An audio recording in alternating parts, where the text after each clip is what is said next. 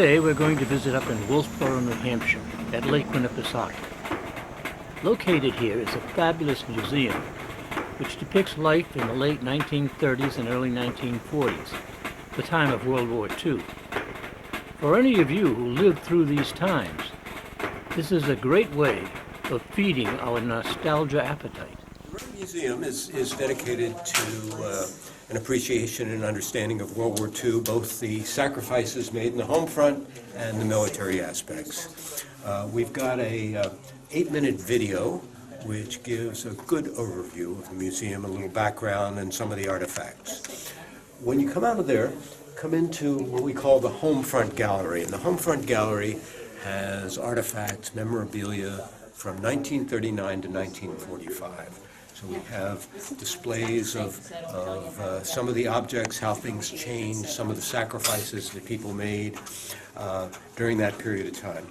We also have a post office, a filling station, a drugstore, a living room, and a kitchen, and a dentist's office set up. The living room and kitchen also have some audio clips of FDR giving a fireside chat or an episode of The Shadow, if any of you remember The Shadow.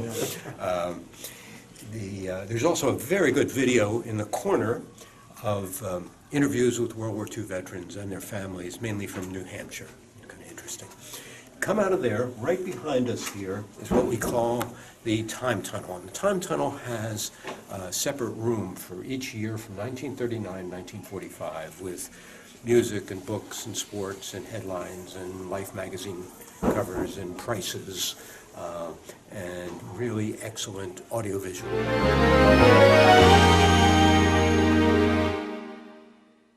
And now, ladies and gentlemen, the President of the United States. My countrymen and my friends, tonight my single duty is to speak to the whole of America. Until 4:30 o'clock this morning, I had hoped against hope that some miracle would prevent a devastating war in Europe and bring to an end the invasion of Poland by Germany. For 4 long years, a succession of actual wars and constant crises have shaken the entire world and have threatened in each case to bring on the gigantic conflict which is today, unhappily, a fact. It is right that I should recall to your minds the consistent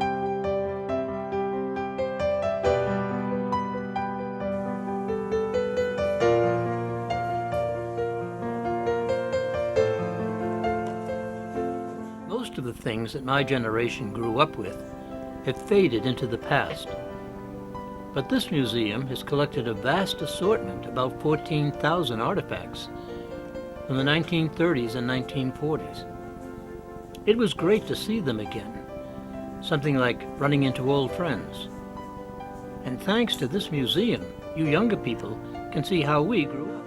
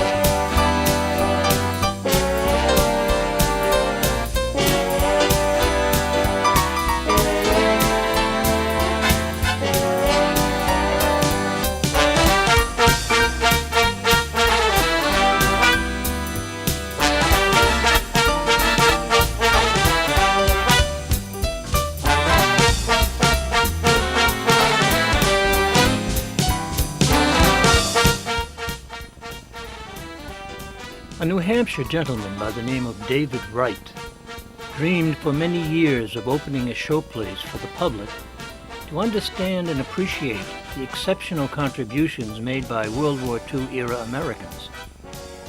He opened the Wright Museum of World War II in Wolfboro, New Hampshire in 1994. The museum carefully and accurately displays its extensive permanent collection of 1939 to 1945 historical items.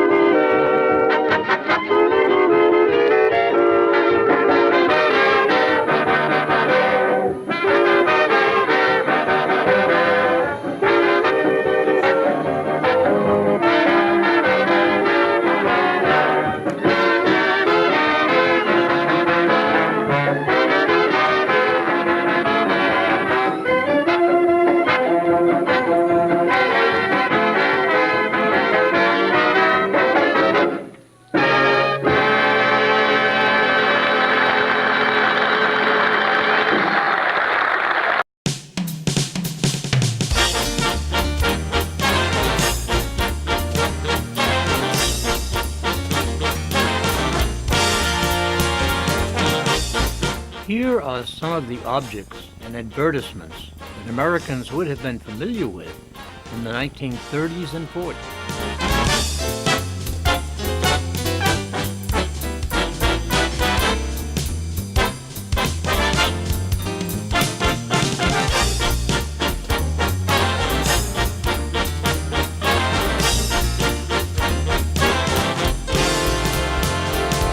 Yes, well, you know, I saw you with one of those little things down at the Coconut Grove. And she wasn't so little either.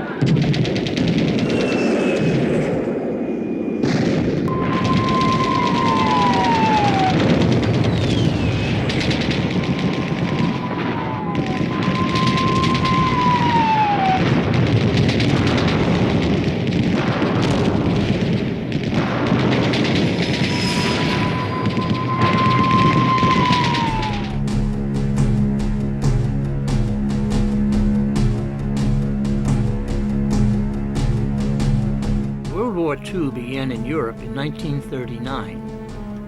The U.S. helped its friends in Europe with money, food, and supplies. But it wasn't until after the Japanese attack on Pearl Harbor in 1941 that the United States entered as a full participant in the struggle.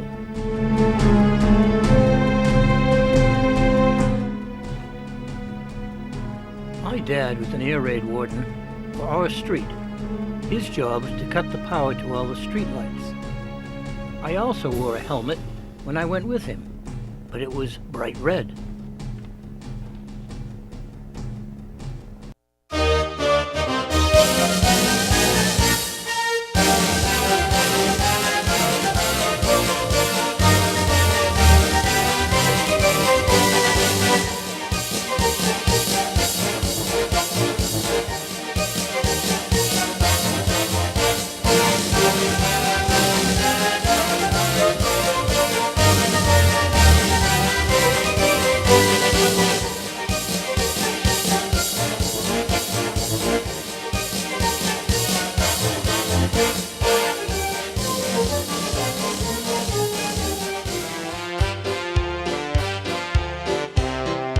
America changed its production of washing machines and refrigerators to weapons of war.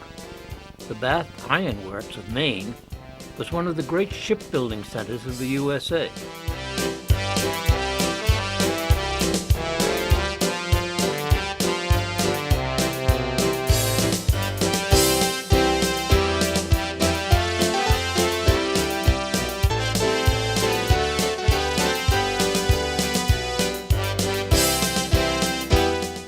The free nations of the world enlisted millions of troops to fight against the totalitarian regimes in Europe and in the Pacific.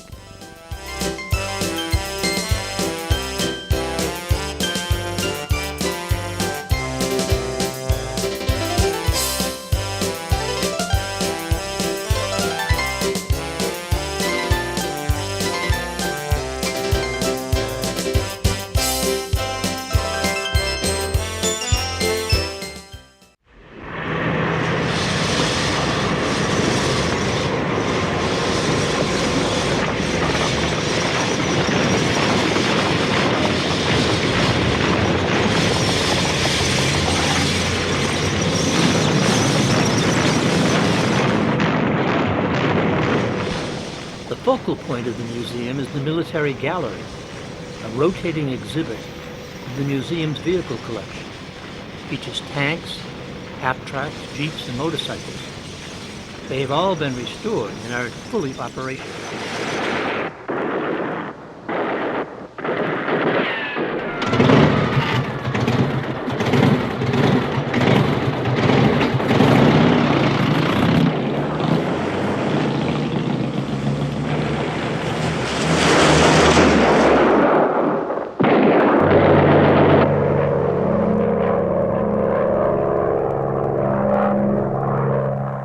The museum even has a typical barracks for the visitor to see.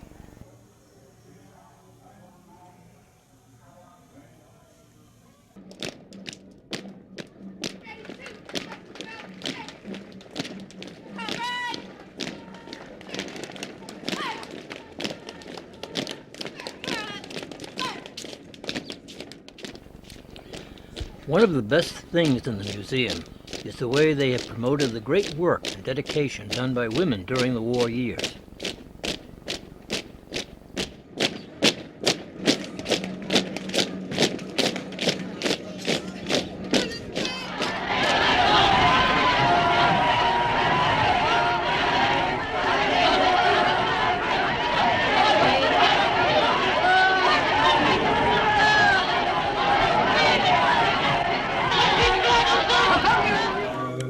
Please wait for me till then.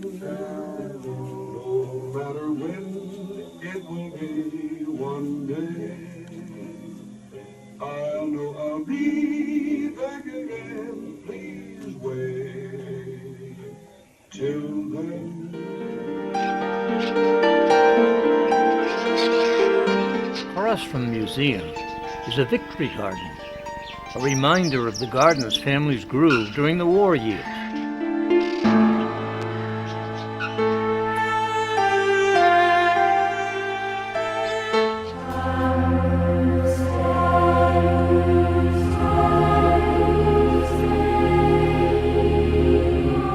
Thanks to a generous endowment by Mr. and Mrs. Friedrichs, the museum has a small chapel up on the second floor.